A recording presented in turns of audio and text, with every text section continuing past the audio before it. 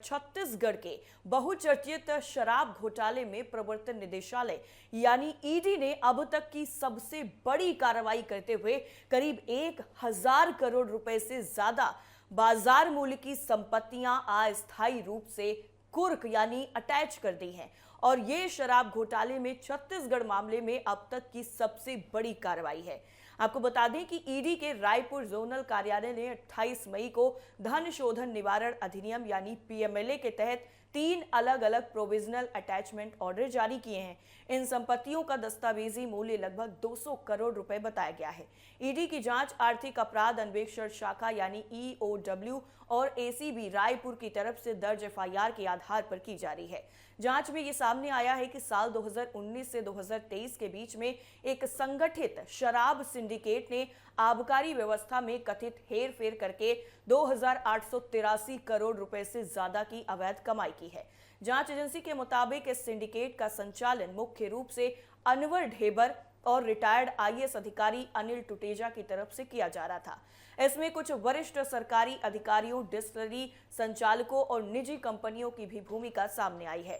आरोप यह है कि शराब खरीदी दरों में कृत्रिम वृद्धि, बिना हिसाब किताब की शराब का निर्माण और FL10A लाइसेंस के जरिए कमीशन वसूली करके करोड़ रुपए की अवैध कमाई की गई।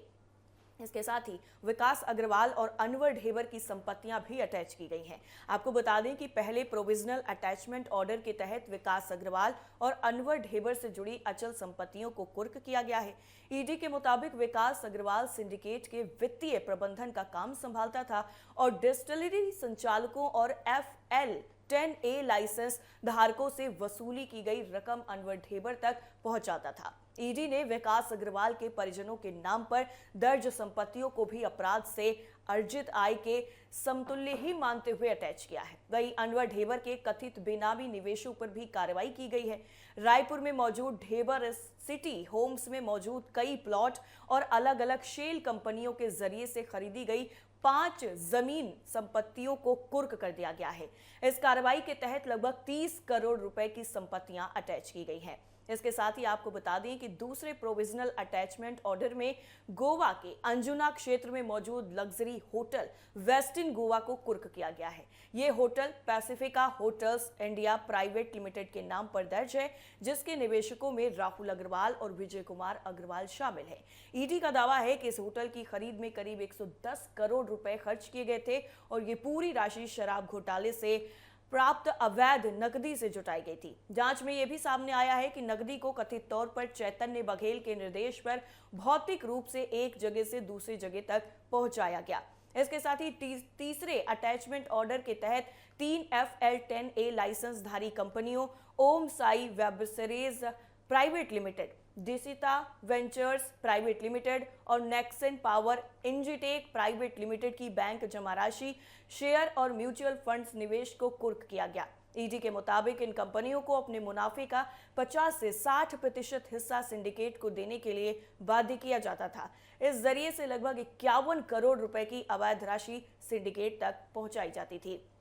इसके साथ ही आपको बता दें कि ईडी ने इस मामले में विशेष पीएमएलए न्यायालय रायपुर में छठा पूरक अभियोजन शिकायत पत्र भी पेश किया है। इसमें 4 नए आरोपियों को शामिल किया गया है। इनमें कारोबारी विजय भाटिया, टी भुवनेश्वर राव, प्रवीण शर्मा और निखिल चंद्राकर के नाम शामिल हैं। ईडी के मुताबिक विजय भाटिया का ओम साई वेब सीरीज में 52.5% बेनामी हिस्सा था, जबकि प्रवीण शर्मा पर सिंडिकेट की तरफ से करोड़ों रुपए नगद परिवहन करने का आरोप है।